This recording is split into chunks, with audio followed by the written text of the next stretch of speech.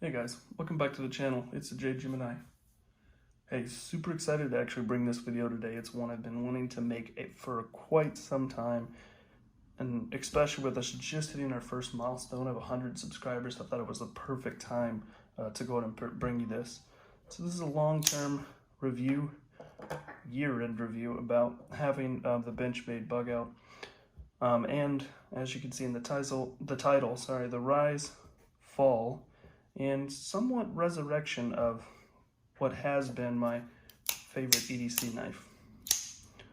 So, before we get into all of that, let's get some of the simple things out of the way. Size comparisons. As you can see, paramilitary, quite the same size, but quite a difference in the blade. Also, here is a standard Victorinox Swiss Army knife. Well, not standard, but a size that you guys probably don't know about. And then last is a S2R2 baton for size comparison as well. So get that simple things out of the way. I think it's about 3.25 blade inch length, and the weight is about 1.9. So I've had this for about a year now, and I'm going to do this into 3 sections: the rise, what I like; the fall, what I dislike and hate; and then sort of the resurrection, and that's sort of what I really like, or what sort of brought me back with this knife itself. So the rise. Well, I got this knife from Blade HQ exclusive, on sale for $100. When they were having their, holiday sale last year in 2019. Always kind of interested in the knife at that point, and was thinking, I kind of like the looks of it. It's pretty attractive. People seem to rave about it. I guess I'll pick it up, and if I like it, I'll keep it. Well, to my surprise, I fell in love with it right away. And there's a lot of things to love about this knife. I think one of the big things is, as you can see, the fidgetability of this knife is really hard to beat. Really, really good action in parts when it comes to at least the fidget part of it. We'll get to the rest. But the fidgetness of the knife is very, very fun. Very fun to deploy. It makes a really nice thwack sound. I like it when you can bounce it off of the axis lock and it goes tut-tut-tut. I mean, it's just really, really fun to play with, and it annoys the hell out of my wife, so that's an extra bonus point. That way you know it's really good to be fidgeting when that happens. Another thing that's great about the knife is the blade. I feel like the shape is really attractive with the swedge, simple drop point. It's also very thin and thin behind the edge, so it's really good at cutting. Another thing that Benchmade has done really, really well is the heat treat on this is pretty good. Keeps an edge. Being S30V, I mean, of course, it is going to. There are better steels now, but it is a really good, solid, strong steel that I think people are too quick to look over these days. It's also very easy to sharpen. I don't know if you can see this, but I mean, it is hair-popping sharp. Well, was, but it's easy to get there. And even with something simple like this, I love this sharpener. It's really easy just to hit it on the ceramic, 2-3 times, and then you end up getting that edge right back to hyper performance. The DLC does hold up as well. Really, really high quality when it comes to the blade itself, and just really any of the components. It's really, I mean, I'm not super hard on my knives, to be honest. I mostly fidget. I cut tape, I cut open bubble wrap. Maybe I'll break down some cardboard, and I'll cut some threads off of clothing and stuff like that. But for the most part, that's the extent of my carry. But even through that, accidentally dropping on the ground some, hitting through some coffee mugs, things like that. I mean, it's really held up through pocket wear and everything like that. Next part I'm actually going to go to is the handles and the weight. That was another thing I absolutely loved, is just the absolute thinness of this knife. If you look at it compared to the Para 3, it's quite a bit thinner. Now, some of that thinness is because it's also sort of rounded, which is a nice feeling in the hand compared to your Para 3, which I actually do like, but sort of that slab-sidedness. So that's something different too. Some people don't like the scales, and I get that. To me, there is a lot of tech going on in here. So for me, it's more, instead of it being cheap, I look at it more of like a Glock polymer or something like that, where it's like advanced, right? It feels nice. I don't feel like it feels like a cheapie, and I hope you can see this. That's why I got the light. There's this not only lightening, but structuring going on inside of here, where you can see these hexes. And you can also see the liners there that actually sit down inside of the chassis. So I feel like it's really advanced. There's a lot of cool stuff going on here, and it leads to a really lightweight knife that feels decently solid. I mean, you're not going to want to bury this into a tray or anything. And honestly, people will do the squeeze test.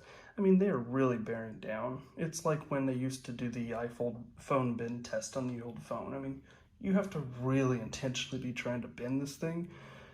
For day to day, I mean, this feels solid. And these are not the Carbon CF Elite. These are just standard Rivalry or whatever they call these handles.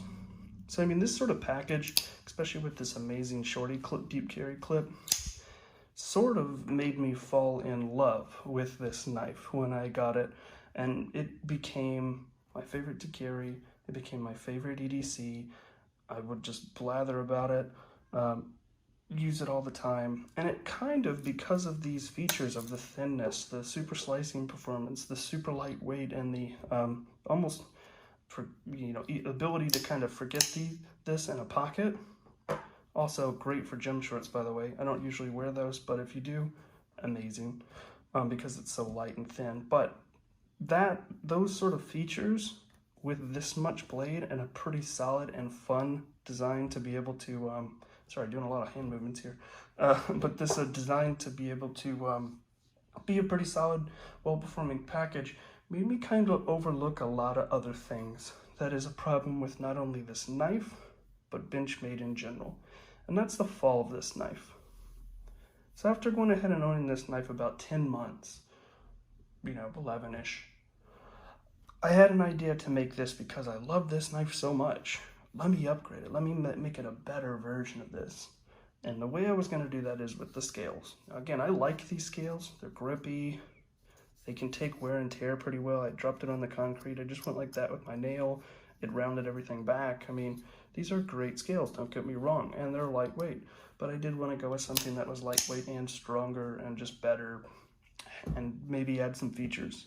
So after doing a lot of searching, I ended up getting the AWT, Advanced Weapons Technology scales for this knife.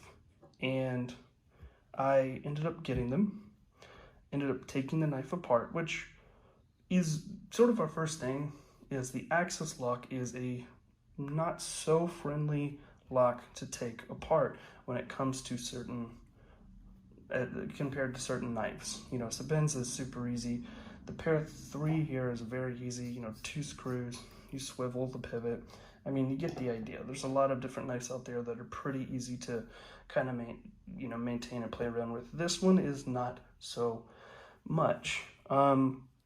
So after owning the knife about 6 months, just as a pause really quick, I actually broke Omega springs, which wasn't a big deal, because honestly I did fidget it, but that is something to kind of keep in mind, and is a negative tally, is the fact that, there are knives like the Para, there are knives that are much cheaper than this, like the Civivi Little Fiend, that are just, a simple liner lock. That's not going to break over time, necessarily.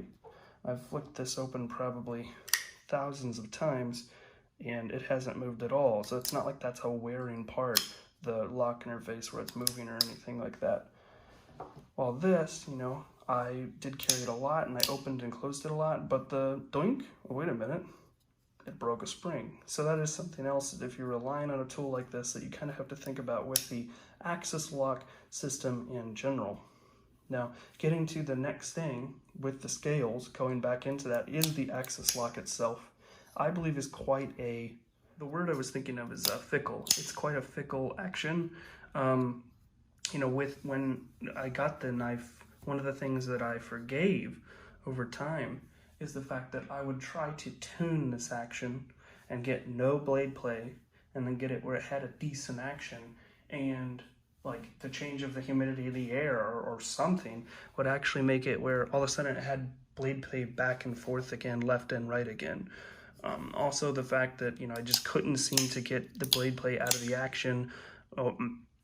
And the fact that with Benchmade, they actually put these anodized stop pin, locking pin in there, and it would wear off over time. And then it got to the point where the action would stick so bad I had to force it with so much force. Come to find out that the coating that they put on here will wear off over time, and it gums up the action, and you have to take it apart. So these kind of little things are definitely something that have led to sort of me seeing, like, the veil being lifted and me seeing, maybe this isn't, you know, such a amazing knife, especially if I paid the full $140 for this knife that it normally cost. I mean, can you imagine all these problems happening made in America?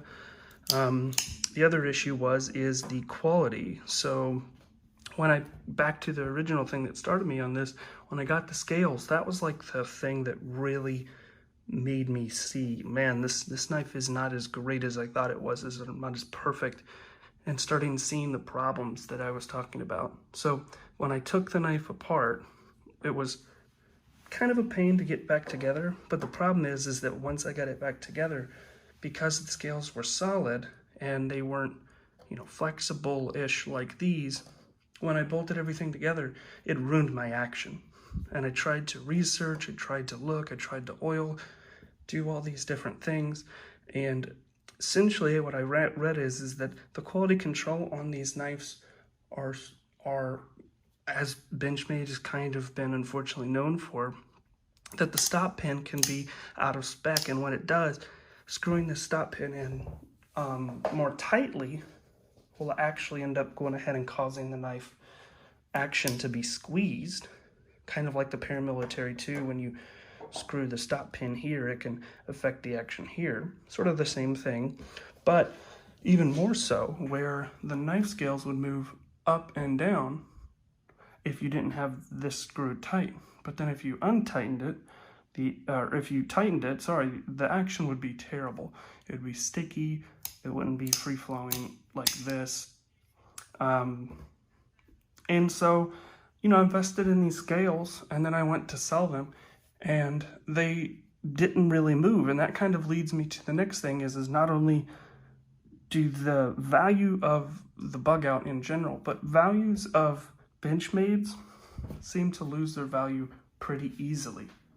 It's like I was saying with the butterfly tax, as it's called in the industry, you end up going ahead and once you buy a Benchmade, it seems like the value holistically ends up going ahead and decreasing quite a bit. While Spyderco's, you generally only lose about $5 to $10, or sometimes if you get a sprint run, they completely hold, or you, in most cases, you end up making money. With Benchmades, it doesn't seem like that's the case, really. There really is no exclusivity, and even a knife like this that is the exclusive, people don't really care about it, either because you can make this in the customizer, or now they have the upgraded CF Elite version, so this is kind of the way of the dodo, even though it's considered the exclusive model, right? So that's something else that I kind of started to realize over time, that not only this, but those parts, the scales that I bought, you know, I had to really, really work to try and get, you know, what I put into them, and, you know, maybe lost it $5, $10 even doing that. And so after that experience, after going ahead and having, you know, the lock stick, after constantly not being able to get blade play out of the action, and also having the issues with the scales and losing the value, I really started to see the flaws in the knife. And the thing that really put the nail in the coffin, where I'm the kind of person that if I like a knife and it lets me down or there's a problem, I can very easily have like a shut off, a disconnect, where I'm like, I have no affection for that item anymore, and essentially I look to get rid of it. It's definitely something that's kind of burned me sometimes, other times was the right thing to do. But the big thing that was the final sort of straw for me is the fact that I started to notice that this knife, which I don't even know if you're going to be able to tell, honestly, but essentially it has pivot pivot lash. Can't really tell, but the lock doesn't move back and forth at all. But if you take your finger here and you see where the bar rides, and you go like this, you can actually tell that the liners are not moving, but the blade is. And the pivot is not moving if I hold it here, but the blade is. And this isn't moving, but the blade is. So essentially the only thing that can be the problem here is the fact that this hole is too big for this pivot insert. So that is a big mark on quality. And for me, it's just kind of unacceptable because, you know, you can get this knife, the Para 3, and I've taken it apart, cleaned everything out, put it back together. This is fully tightened down until it gets tight on one side, and then the other side where it's tightened down, just a hair smidge. It has zero blade play, drop-free action. And I called Benchmade, right? First time I called them was because of the Omega springs. This is why I was still loving the knife. And they told me, hey, you can send in the blade and get it laser marked. That's completely fine. We'll replace the Omega springs. I also see if I could get the CF Elite scales. A month later, I didn't hear anything. I called, they said, well, we tried to get in contact with you, but we didn't, so the knife's been sitting here. Basically, we just stopped the laser marking process, unless you're actually building it through the custom builder, which the Bugout at the time was not in there. You can't do that. Plus, these parts are serialized, even though I'd looked through them and I really didn't see anything. So it would be changing the model of the knife if we did the CF Elite, so we can only replace it with the same scales or give you the scales back. And so, you know, you've waited a month just to replace the Omega springs. So that was kind of a letdown because I called, and a week before the guy said, we can do the lasering, you know, and yada yada. The second thing that really kind of let me down in their product is I called and I was like, hey, I can't seem to get the action, you know, good to go with the knife itself. And he basically said, oh, because the knife's so light, you know, with that model, you just can't have no blade play and have a free flowing action. You have to kind of pick and choose what's important to you. What? To me, that's just that's just a lame excuse. When you have something like this, which you know is a little bit bigger of a blade, but you have other blades that are super light. The brethren to this, the Elementum, you know, is a super light blade, and it's probably one of my best actions I have. You just shake like that. Now that is bearings, yes, but still, it stands that you can have a good action on washers. I've had it before with a thinner blade. So to me, that is just a lame excuse. So I set this aside, and I even looked to go ahead and sell it. But over time, I was like, you know, it's a pretty good knife. I Loctited some things, and sort of just set it aside. You know, I actually cleaned it out, completely took it apart. I was bored one day at work, took it all apart, see how the engineering works, put it all back together, and I just sat it there. And what I found out is now that I picked it up, and I was ready to get rid of it, now it has no action. No matter the heat or the moisture in the air, blade play. No matter the heat, humidity, no blade play, right? Still has that up and down wobble. And so this sort of brings me into the somewhat resurrection of this knife. I've been carrying this, really enjoying it. The blade is not as free as it was before because it has some resistance. As you can see, if I hold back on this, it doesn't fall. If I barely shake it, it'll close. And to me, that's a good medium. You can see I'm able to really get this thing going. And so, lo and behold, I think, like I said, the fickleness of the action is that if there's little tiny microscopic anything, it can create blade play. And that's something that Benchmade honestly should take extra care of, is the fact that if they know they have an action that is more hard to get right, which this is honestly on a mini freak that's $300, this, other Benchmades, it's always been the case where they seem to have a very hard to tune action compared to other pocket knife brands. And I think it's the fact that, you know, they don't generally use full liners on their knife. So if this is bending at all, it can create where this is pinching up here and this is loose right here. That's why so many Benchmades, when they go like this, it's like it's pinching here, but then when I go here, it's like wobbling back and forth, free flowing. I think it's a case because it pinches up at the front and it's a little looser at the back because they don't use those full liners. I digress. Essentially what I'm trying to say is they should give you an action that's completely clean, that you don't really have to take apart, because at least for like a couple months, because of the pain in the neck it is to open this knife up and, you know, make everything, put it back together perfectly. But like I said, I was able to adjust screws, get the centering perfect instead of being to the side like it was once I put the scales back on. I Loctited it, left it alone. Now it has no blade play. And the main thing that is sort of the rising star, or the saving grace, if you will, of Benchmade is their warranty. I call them up and I let them know, and they say, send it to us, we'll figure it out. If they need to replace the blade, they'll do it. If they have to replace the pivot or the liners, they'll do it. Wait 1 second. I bought this for $25 from someone. I let them know what happened. The guy took out the spring. This is a spring-assisted knife. It has a big, ginormous, you know, mess up in the edge right there. The tip is completely blunted. Chip, that's the word I was looking at. The tip is completely blunted. The screws, as you can see, are missing. And they're like, send it to us. It's $30 for a new blade. So $25 and $30, $55, I'll have an American-made S35VN knife that is gonna practically be new.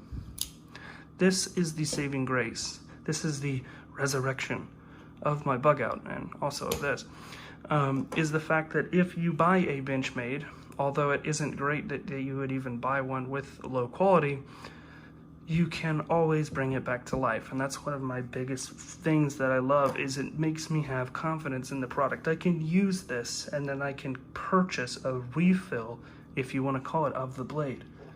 Spyderco, my biggest complaint is the fact that they have all these knives, or shirts, sorry, and they say built for life, yada yada. But if I buy an M390 blade and I bend the tip, I'm out. I can't buy a new blade. You don't support the end user, the product. You support selling it, and the quality of that product generally is pretty good, Spyderco. But with Benchmade, with that butterfly tax, with all that stuff, you get that customer service. And they are somewhat improving their quality control. I mean, this, as you can see, feels like it's on bearings and has zero blade play, has tighter tolerances, and is dead centered. And once I get it back, I can't wait, because I can't wait to review this to you guys as a possible option that's mislooked in the EDC community. But going back to the Benchmade Bugout, I mean, that's essentially the rise of the knife. It's an amazing knife. It's amazingly thin. It cuts extremely well. It takes an edge that is really great. The handles are really pretty, I feel like their quality comes with a great clip and is a really fun knife to fidget with. But you can get the knife with some quality controls, with misalignment centering, with pivot lash. The Omega springs can break, and it is a hard knife and a pain in the butt to take apart most Omega spring Benchmades. But they're always going to take care of you with their warranty. And that's why I think I can't really see me living my life without this being in my rotation. It's a great knife And even if I leave it stock, which I hope one day to get some scales for, I think it's an amazing knife. If you've been thinking about picking one up, definitely pick one up. But as they say with Benchmade, if you can get one in person instead, or buy a reliable vendor like Blade HQ that will allow you to return without any restocking fees. There's other great places, DLT, love those guys. Definitely, you know, kind of read those sort of policies before scooping one up. But that is a long-term review, fit and finish, the quality control, the blade performance, all the other things I could think of the knife. So tell me what you think. I know this is going to be a little bit of a longer review, but it is, you know, covering a whole entire year's worth of time. So I do hope you enjoyed. As a matter of fact, we just hit our milestone, so please like and subscribe and hit the little bell, because I don't upload a whole ton, but when I do, you know, I'd appreciate any sort of feedback. Also, when we hit our next big milestone, 250,000, I'm going to be giving away this little guy, this little Fiend. It's an amazing knife with an insane action, like button push, or you can sweep back. And, you know, I actually got this knife from a gift card from free from work, and I just don't carry it, and it just doesn't hold enough value for me to sell anywhere. And since it is such a great knife, it would be a great knife to be able to customize, you know, dye the scales, sort of play around with, acid wash the blade for somebody out there. So I hope you enjoyed. Let me get that out of the way, because this is what this is all about. Hope you enjoyed this, though. I hope you are keeping safe. I hope you have a great rest of your day. Peace.